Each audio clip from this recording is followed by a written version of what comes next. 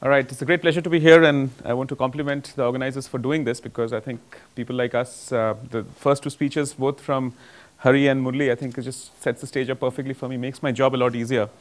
I must admit that I'm probably the youngest organization in the block in this whole space, and Talent Sprint has been around for less than 3 years, in which time we've had a very interesting ride, I would say, in many ways, and echoes a lot of the learnings. In fact, I think the word aspiration quotient that Hari used, about a couple of months back, we wrote an article in the Economic Times on aspiration quotient. I don't know if that's something that's becoming standard now, because I think the learning we all have is that's one of the greatest challenges we face, which is the skill gap may be big, the aspiration gap may be even bigger.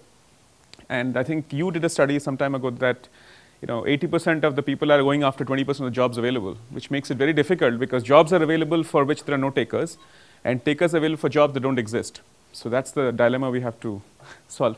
Anyway, so what we are focused on is large-scale talent transformation. We focus on, again, the college sector. In fact, the two sectors we're giving most thrust to are IT, which, as Hari rightly pointed out, is in the top right quadrant, which makes it aspirationally more easy to sustain from a B2C model.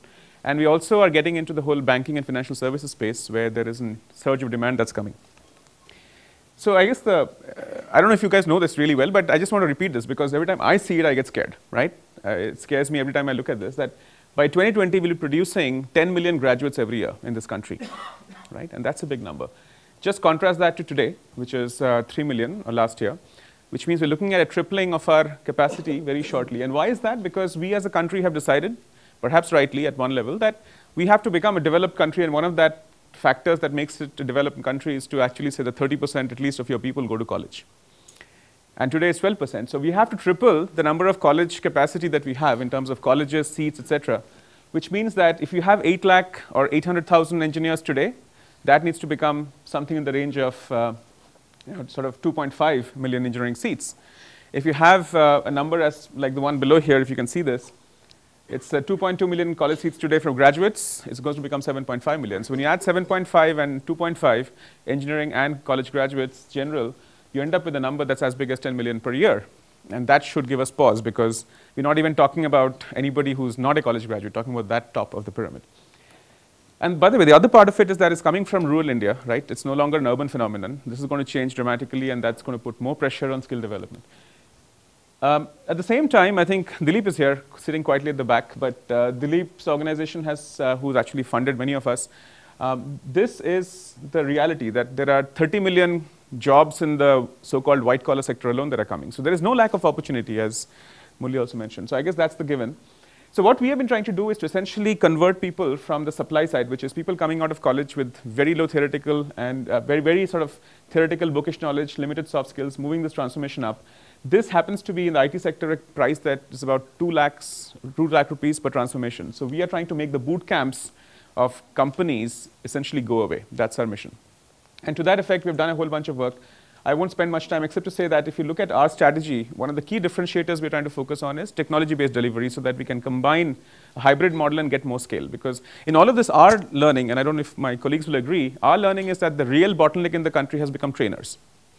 It's the trainer bottleneck that's reflecting in all of this, skill development, aspiration, et cetera, which really means that end of the day, we are not able to produce enough trainers that can give us the bandwidth required to deliver this kind of volume. So we have decided to go into technology-based delivery as a major way to scale this, and we can talk about that in the Q&A session if it makes sense. So this is the slide that I want to spend most time on, which is that what we are is a supply chain management kind of view. We have companies aggregated on one side. We have 50 companies today that partner with us. And on the supply side, we have all these colleges and graduate students coming out. And we do the transformation through three models: an urban model, a remote tier 2, tier 3 model, and an in-campus model in colleges. So that's the three-pronged strategy, which involves technology to quite a great degree. And we've built a technology for delivery which is platform-based. So we are essentially running virtual classrooms that cut across these locations. A real instructor in a studio, in a room like this, handling a real class, but then plugged onto a bunch of remote classes in colleges which are participating in real time with Q&A, et cetera, built in, which is the heart of our delivery model that we are going after. And the other thing that we believe will be interesting, of course, we've seen what has happened to Akash, but I think notwithstanding that, I think there is really a role to play for the going forward with low-cost devices that can be used to create vocational content to be delivered. We are playing with some experiments right now. Early stage success looks interesting, but I think there's a long way to go in that regard. So I would summarize by saying that, and I will take on this point about who should pay for what, and I'll just head that in a minute.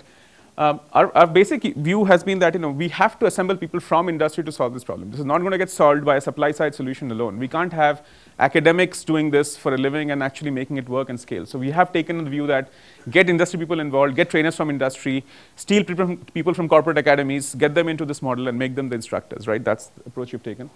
Experiential learning is critical. This is not going to be classroom learning. It's going to be about doing work. And by doing work, you're going to become much more effective.